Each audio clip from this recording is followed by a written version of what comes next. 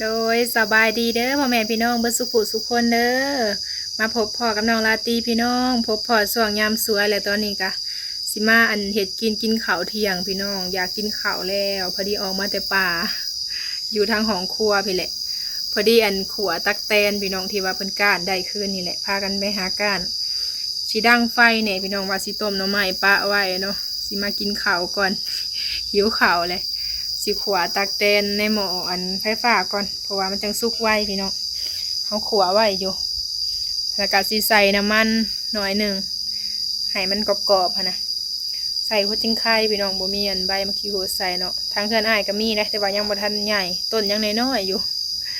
บรรยากาศยามสวยพี่น้องยังบ่ทันได้ออกไปนอกทางตักแตนเฮาขัวเลยน้ำสิแห้งแล้วพี่น้องเขาสิมาใส่น้ำมันน้ำแห้งเลยโตน้อยพอดีแซ่บซ้ำนี่นะหาจับเผื่อสิได้พี่น้องจับเอาใครแต่ประมาณอยู่ใส่หัวจิ้งไข่ครับเด็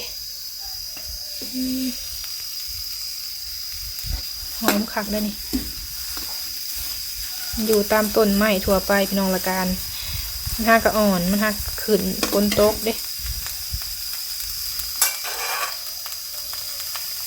หอมคักยินแต่เสียงแมงไม้พี่น้องอยู่เฮือนเฮากะขัวใส่หม้อแดงเนี่ยสีซุกไว้ทันใจ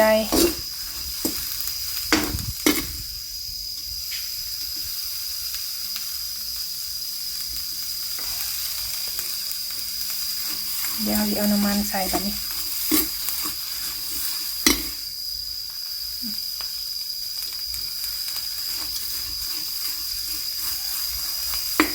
ใส่น้ำมันลงไปก่อนน้อยหนึ่ง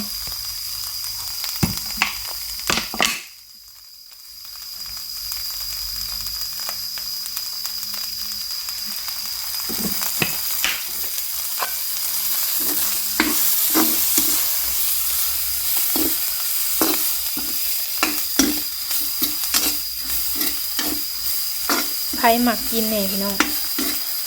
เป็นอาหารพื้นบ้านเฮาได้นี่ห้าก้านแต่เก่าก็สิไปใส่แต่เบ็ดนะพี่น้องบ่ได้คอยได้ไปอันหาตักแตนตัวน้อยๆเพื่อที่ได้จับตัวใหญ่ๆนะจะเป็นเอิญตะกะแตนอย่างแข็งๆค่ะนะอยากให้กินมาซีมมันก่อนจะพอเนี่ยแมวกะได้ยินหอมเลย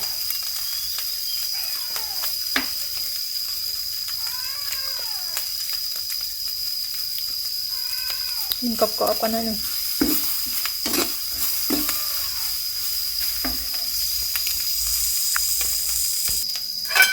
ได้แล้วบัดนี้พี่น้องเขาสิตักออกก่อนกรอบเลย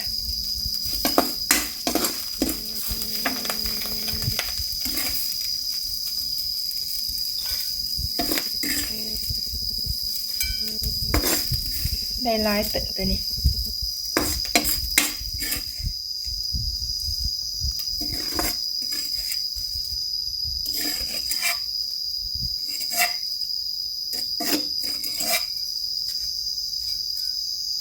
พี่น้องพักเฮานะเฮาอันขั่วตะกะแตนแล้วก็สิมาอันแกงไข่พี่น้องบัดนี้สิมาเก็บเอาผักตัวนี้สิเป็นผักซี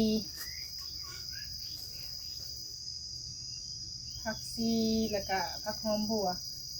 อันหวานใส่ขู่นะพี่น้องพอได้เด็ดอยู่เลยฝนตกแล้วก็ง่ายเข้ามาในแต่แรกยังว่าอยู่นอกบางทีทางอ้ายเพิ่นมาหรือว่าเฮาไปกับไปเอาทางนั้นช่องทางนั้นก็หลายเพิ่นปลูกไว้นะตอนนี้ก็กำลังสิอันขึ้นงามหมักบวบอย่างเงี้ยกับพี่น้องกำลังเริ่มขึ้นฝนตกเนี่ยเป็นผักซีเด้อผักซีผักบัวไปใส่อันแกงไข่นะพี่น้องแซ่บสิแกงไข่2 ฟองซื้อไว้แต่โดนล่ะตั้งแต่ตอนได้เงินแพ็คหนึ่งก็หลายหน่วยเติบได้พี่น้องต้มเทอละ2 หน่วยบางทีก็ทอดไปนะ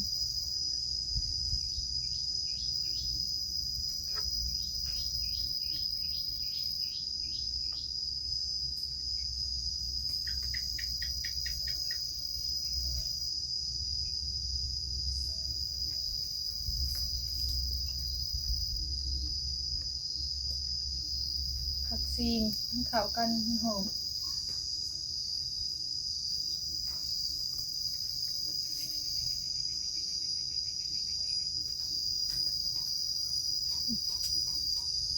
เอาสิเอาไปล่างพี่น้องมันสิไปอันแกงใส่ไข่เพราะมันหอม2 หน่วยกินกับอันขวดตักแตนนะพี่น้องเฮ็ดสิเฮ็ดอีกเมนูหนึ่งใส่มะเขือก่อนบัดนี้มาสิแกงไข่น้อยหนึ่ง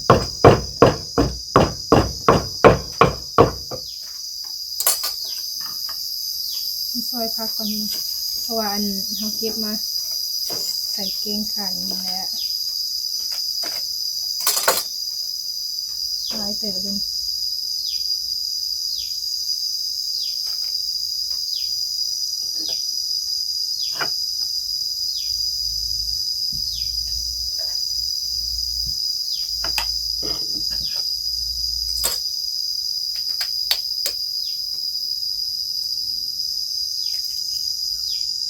2 หน่วย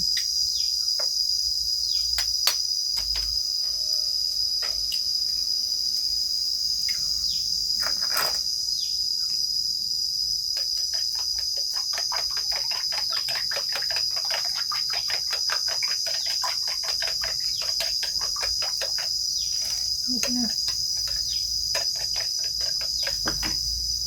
นี่จะเป็นมะเขือนะ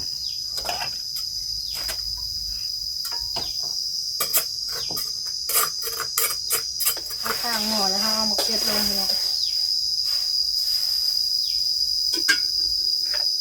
เป็นไข่ที่เราตีไว้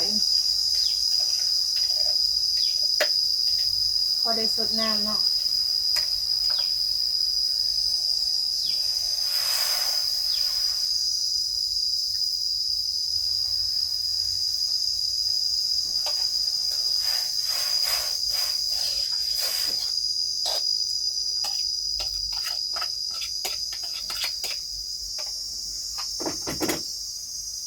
อันนี้ที่เป็นผักน้องมีผักหอมเอาลงเลย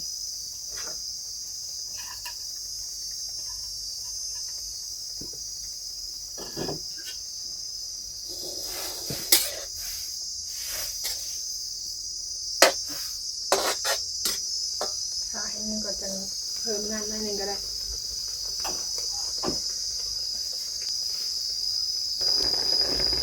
แกงไข่ค่ะพี่น้องใส่ผักหอม2 ฟอง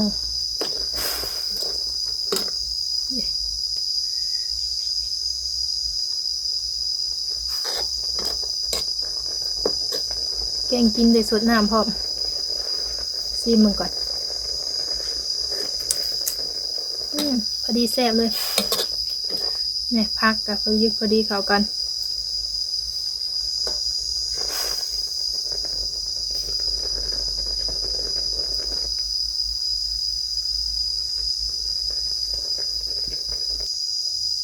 วันนี้เราก็สิมันตากเลยสุกเลย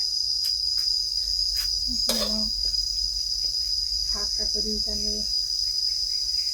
เสือเพชรประมาณ2-3 หน่วยเนี่ยแกงกินพี่น้องบางทีเราก็สิทอดหรือว่าอันต้มนะแกงนี่ได้สดน้ำเลยฝนกินกระแซบเรียบร้อยพี่น้องนี่จะเป็นแกงไข่แล้วก็ขั่วตักแตนเมนูของมื้อนี้2 เมนูพี่น้อง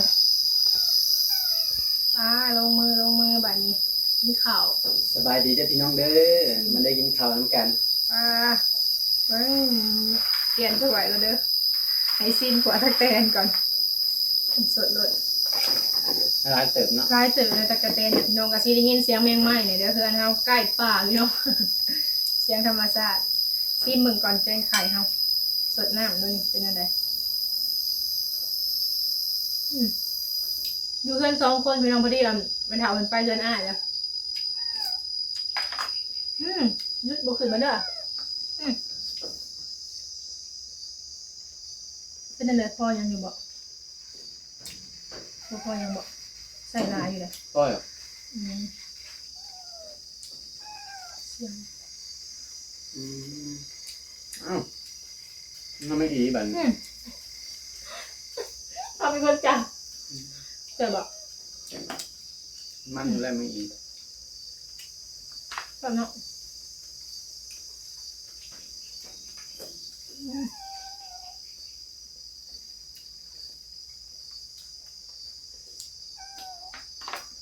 ตัวนี้น้อยนี่มันแซ่บ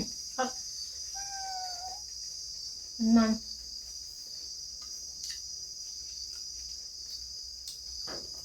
ตัวที่จับได้ตัวหน่อยเนาะมันไปไว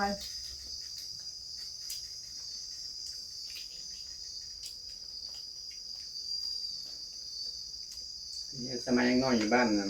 เวลาแย่งเต้ใหญ่ๆนะ ไปสอนนะ มันสอนแต่ต้นรักมันโต่งไว้ อืม แล้วเอาเชือกดึงไหลเป็นวงกว้างไปเข่าแยง เป็นยังไงได้เนาะ วันก็ไป ไล่ เจอ เนาะก็ได้เด้ กลางเว้นนะ ม ม้วนให้ฟัง ถ้าเพื่อนเฮานำจะพอได้เก็บอยู่พี่น้องบ่ได้ไปไกลแนมเห็น ลองเบิ่งว่ะ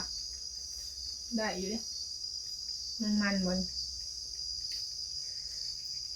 เอาแบบว่าอันตัวน้อยๆคุยเลยเนาะ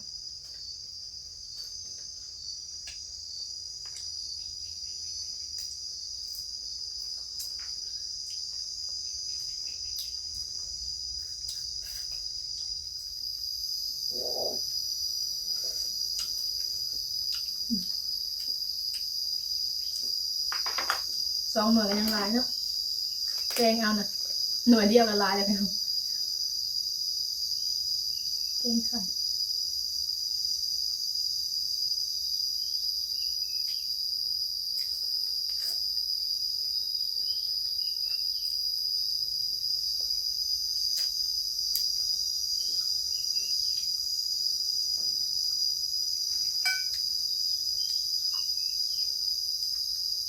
มัน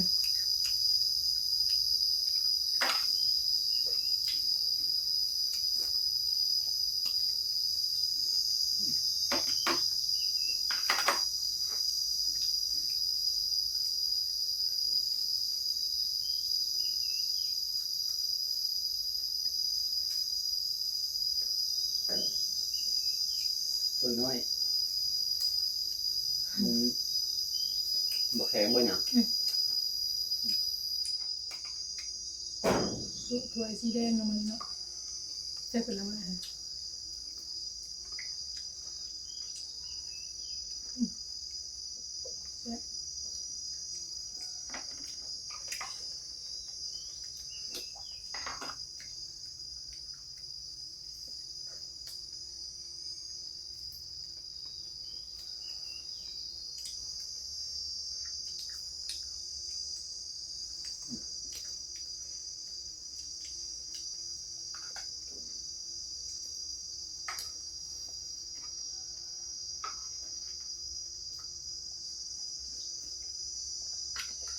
กินข้าว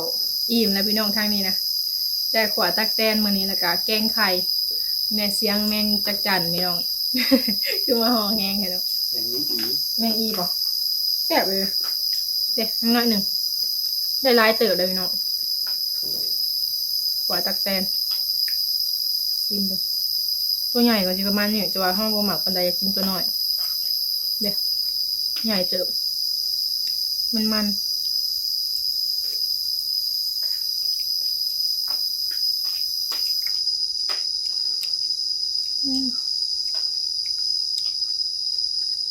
แซ่บแกงไก่ห้องก็แซ่บไปน้องพวกพอดีอิ่ อิ่ ม มละ ว่าจะไปต้มหน่อไม้ป้าไว้ต้มจำแจวพี่น้องแซ่บได้หน่อไม้มันอันขาวมันอ่อนอิ่มบ่อิ่มแล้วกินข้าวอยู่เฮือนมื้อนี้มาแต่ปลาแล้วก็มาขวดตักแตนแกงไข่กินมาทางนี้เฮาก็อันสิล่างหน่อไม้ต้มถือว่าเฮาหามาตอนเช้าอะไรพี่น้องกินข้าวแล้วก็สิมาต้มไว้บัดนี้ล้างก่อนได้หลายเติบพี่น้องที่เฮาซ้อมแล้วก็ให้เป็นซามนี่เด้ปิดตัดออกตัวใดมันแข็งเนาะเอามาแล้วก็งามเอาขักตัวนี้ก็ใหญ่ค่ะเฮาสิต้มแบบนี้เลยให้แซ่บเขาต้องล้างก่อนเฮาสิต้มหนาฝนพี่น้องทำไมหนาฝนแล้วยามพริกตัวนี้ นี้กระต้มมันขึ้นสูงแล้วอันนี้ก็ขึ้นสูงเลยได้แต่ว่ามันยังอ่อนอยู่ผิดไม่ไผ่เกลี่ยงให้น้องล้างให้มันสะอาด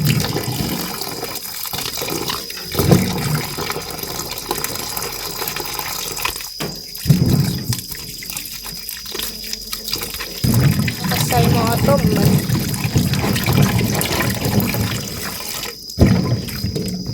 สะออนตัวนี้ใหญ่ครับตัวนี้มันใหญ่เขาซ้อมแล้วก็ซ้ำนี้เขาสิใส่หม้อหนึ่งลงไปแบบนี้ต้มใส่หม้อหนึ่งนะพี่น้องต้มแบบนี้เลยเลยหน่อใหญ่เขาก็เอาลงก็ต้มประมาณ2-3 น้ำพอแล้ว2 น้ำเขาก็ควงกันไปควงกันมา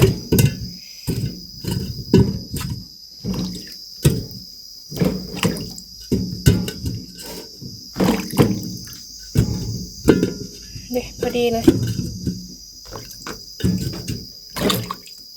พอดีเต็มหม้อหนึ่งพี่น้องเดี๋ยวใส่น้ำบัดนี้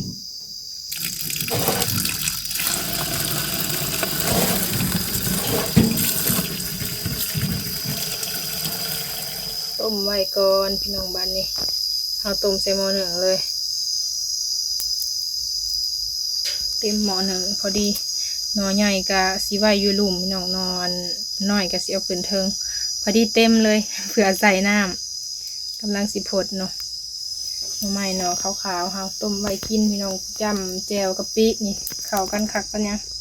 ป่นกบเนาะเพราะว่ามีกบอยู่เฮือนกะพอได้กินอยู่พี่น้องไปหาเลาะปลาโดยจังใดคลิปนี้น้องละตีกับสิขอจบคลิปก่อนเด้อพี่น้องเด้อเนาะถ้าพบพ่อคลิปหน้าพี่น้องโดยคลิปนี้ลาไปก่อนเด้อขอกล่าวคำว่าสบายดี